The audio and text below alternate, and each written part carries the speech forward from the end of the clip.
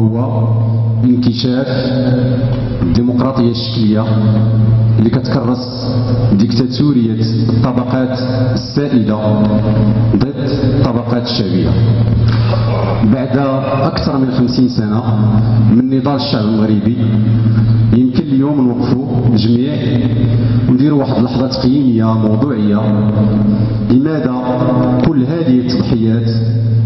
لماذا كل هذه اللوائح ديال الشهداء اللي قدموهم الشعب المغربي في مقابر جماعية؟ لماذا كل هذه المعتقلات؟ لماذا كل هذه المنافي؟ ما الحصيلة اليوم؟ منا من مارس نضاله من داخل المؤسسات في اعتقاد منه ويمكن بحسن النية أنه سيغير الأوضاع السياسية والاقتصادية والاجتماعية والثقافية.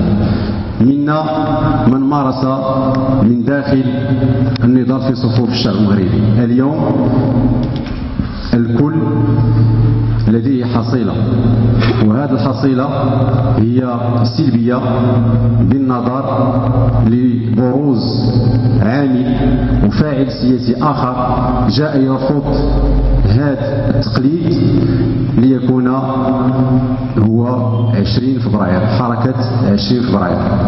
بالتالي هذا السؤال يجب على الجميع أنه يتواضع أمام هذه الحركة ويقول أشنو قدم لهذا الشعب هذا ويعالج ويصحح المسار ديالو.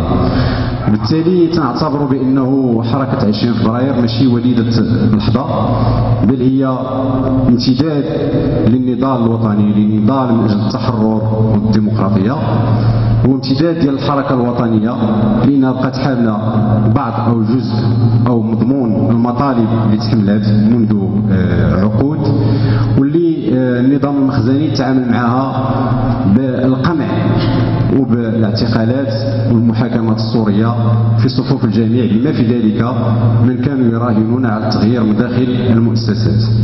بالتالي حركة 20 فبراير كتفتح أمامنا واحد الآفاق رحبة وواعدة اللي كتطلب منا كتنظيمات سياسية أو نقابية أو جمعوية شبيبية رد الاعتبار للنضال الديمقراطي الجماهيري العام وسط الشارع، واسترجاع الثقة لشبابنا، للشباب في المغرب، لأنه فعلا يريد التغيير وفعلا يريد أن يصحح الأوضاع ويكذب مقولة العزوف السياسي. من طبيعة الحال هذه الحركة ديال 20 فبراير عندها فرص متاحة وعندها مخاطر. المخاطر المحدقة بها خاصة المؤامرات المخزنية والقمع الشرس اللي وصل حتى للاغتيال، وأيضا استعمال بعض الأحزاب للأسف للمؤامرة على الحركة وإثارة القلاقل وسط منها. وهذه واحد العملية كيخص انتباه لها والرد عليها بقوة. أما الفرصة وهو وجود تنظيمات جذرية يسارية وديمقراطية وجذرية كما قلت دائما لهذه الحركة، ومن بينها المشاركين في هذه الندوة اللي كنظن بأنها هي فرصة أيضا أننا نتقاربوا ونتواصلوا ونقلبوا على أجوبة بشكل جماعي تحت شعار حركة موحدة، يعني حركة 20 فبراير موحدة مستقلة عن الجميع مكافحة، بحيث أنها ذات واحد الطبيعة أنها حركة احتجاجية مطلبية ديمقراطية شعبية كفاحية متعمقة وسط الفئات العمرية ومختلف الطبقات الشعبية.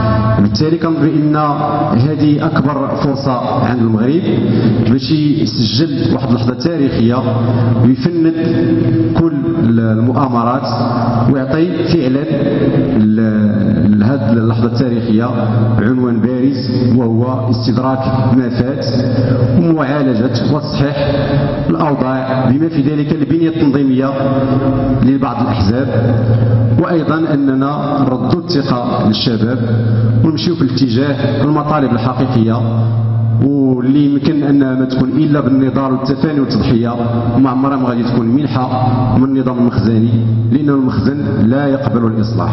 وبالتالي متفائلين جدا بنضال شعبنا من داخل نضال الشباب المغربي اللي بين فعلا على نضج كبير، رغم ان هذه المناورات الكبيره استطاع انه ينجح في استمرار هذه الحركه. وشكرا.